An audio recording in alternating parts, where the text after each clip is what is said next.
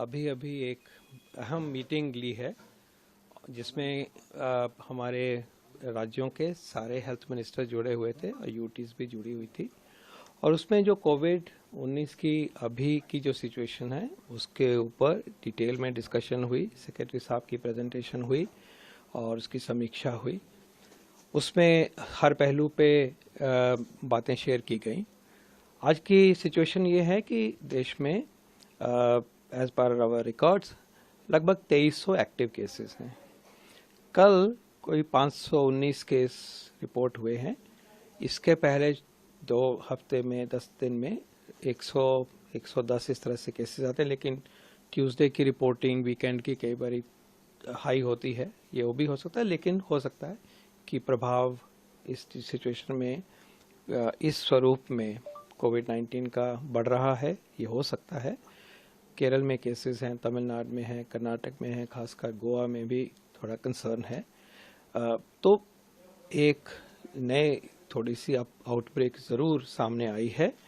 और ये भी देखने में आया है कि इस बारी जो आउटब्रेक है वो हो सकता है कि एक सब टाइप है जो BA 2.86 का वेरिएंट आगे जो स्वरूप लिया उसने, सब टाइप है JN.1, उसकी वजह से ये अपसर्ज हुई है। बाहर के देशों में भी ये वेरिएंट आना शुरू हुआ है, जैसे यूएस में 15 से 25% में कहा जा रहा है कि अब आ गया है। कोई घबराने वाली बात नहीं है पहले तो, क्योंकि इस वेरिएंट की जितनी भी अभी तक समझ है फैलने की क्षमता रख रहा है, लेकिन माइल्ड डिजीज करता है, खांसी जुकाम ही करता है। सीरियस डिजीज का इसका स्वरूप अभी तक जितना हम जानते हैं बिल्कुल नहीं है। हम अगर टोटल पिक्चर देखें तो सारे ही केसेस में से 91% मतलब 91-92% लोग घरों में ही हैं, अपनी नॉर्मल प्रक्रिया कर रहे हैं, खांसी जुकाम को वहन कर रहे हैं। और वजह से भी आता रहता है, सर्दियों का सीज़न है। और जो भी डेथ्स हुई हैं पिछले 2 हफ्तों में, टोटल 16 डेथ हुई हैं टोटल। वो लगभग उन्हीं व्यक्तियों में हुई हैं as per hour records and information जिनमें की सीरियस कोमॉर्बिडिटीज़ है, कोई हार्ट की डिजीज़ है, डायबिटीज़ है, हाइपरटेंशन है, कैंसर है। ऐसे ही लोगों में जैसे कि कोई भी इन्फेक्शन, फ्लू हो या कोविड हो, ज़्यादा असर करता है, वैसा ही दिखाई दे रहा है। लेकिन ये सब होते होते हमें याद रखना चाहिए कि कोविड-19 अभी गया नहीं है। ये वायरस घूम रहा है, अपना स्वरूप बदलता है। और कुछ प्रदेशों में जैसे टेस्टिंग हुई है वहाँ पे, उस वजह से और वहाँ से शुरुआत हुई है कह लीजिए, तो देश को सजग रहना पड़ेगा। पहले भी उन्हीं राज्यों से होता है क्योंकि वहाँ आना जाना ज़्यादा होता है और उनका टेस्टिंग के सिस्टम अच्छे हैं, और फिर अगली जगह पे फैलता है। हो सकता है कि यही स्वरूप इसका रहेगा, माइल्ड। कोई लाइवलीहुड, हमारी नॉर्मल प्रक्रिया पे असर नहीं पड़ना चाहिए, यही उम्मीद है। लेकिन हमारी तैयारी पूरी होनी चाहिए। अभी जो नया सर्ज है कह लीजिए, बड़ा है, तो हमें हमारी जो तैयारी अभी तक चली हुई थी और हम उससे हटे नहीं थे, उसको भी अब और ताकत में लाना होगा। सरकार की तरफ से सर्वेलेंस को टाइट कर दिया गया है, बढ़ा दिया गया है। सीक्वेंसिंग का काम और सजगता से सटीक तरीके से किया जा रहा है। हमारे लैब्स में वायरस को आइसोलेट करके और उसकी टेस्टिंग जो भी होनी चाहिए वो काम सरकार की तरफ से हो रहा है।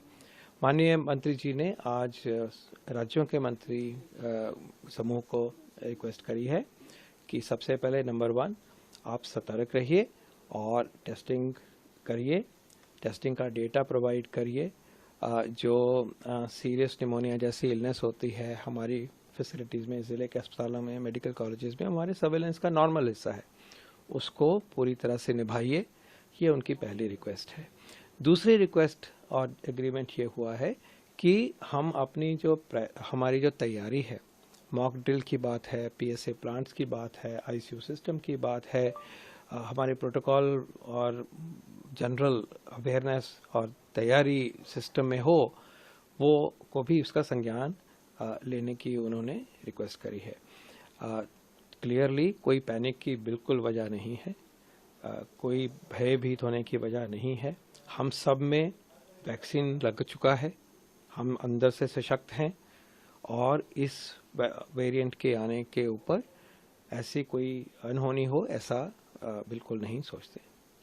सर इंग्लिश कोई पॉइंट रह गया क्या? नहीं ऑल कवर्ड। JN.1 वेरिएंट बाहर के देशों में ही शुरू हुआ। इसका सबसे पहला केस लक्समबर्ग में पाया गया और अगस्त से चला हुआ है और धीरे धीरे बढ़ा है। 36 से 40 देशों में इसकी रिपोर्टिंग हुई है। तो ऐसी ट्रैकिंग और बाहर क्या हो रहा है इसके ऊपर भी पूरी नज़र है। कल WHO ने इसको वेरिएंट ऑफ इंटरेस्ट कह दिया, अलग तरीके से इसको स्पेसिफाई कर दिया कि ये वेरिएंट ऑफ इंटरेस्ट है और उसका तात्पर्य ये है कि इसके ऊपर नज़र रखी जाए और नज़र रखने के लिए हम अपने देश में भी जो हमें काम करना है वो करेंगे। लेकिन जहाँ तक दिखाई दे रहा है कि we are well protected due to our vaccination programme and we are protected